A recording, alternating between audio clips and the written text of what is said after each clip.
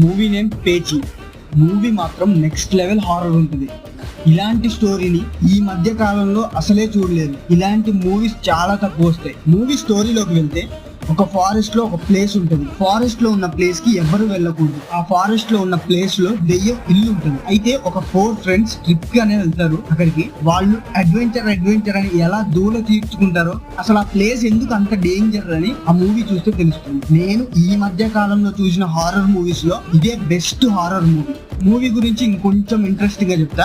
మూవీలో ఒక ముసలామ చేతబడి చేస్తూ ఉంటది ఆ ప్లేస్ లో. ఆ ముసలామ అందరిని బలిస్తది, ఊర్లో ఉన్న వాళ్ళందరినీ. ఆ ఊర్లో వాళ్ళు నెక్స్ట్ ఏం చేస్తారు అనేదే ఈ మూవీ. నాకైతే కాన్సెప్ట్ చాలా నచ్చింది. ఈ మూవీకి నేను ఇచ్చే రేటింగ్స్ 4.5/5 అలా ఉంటుంది ఈ movie. Thank you for watching this video. Follow for more. ఇంకా కొత్త కంటెంట్ తో రావాలంటే సబ్స్క్రైబ్ చేయొచ్చు కదా.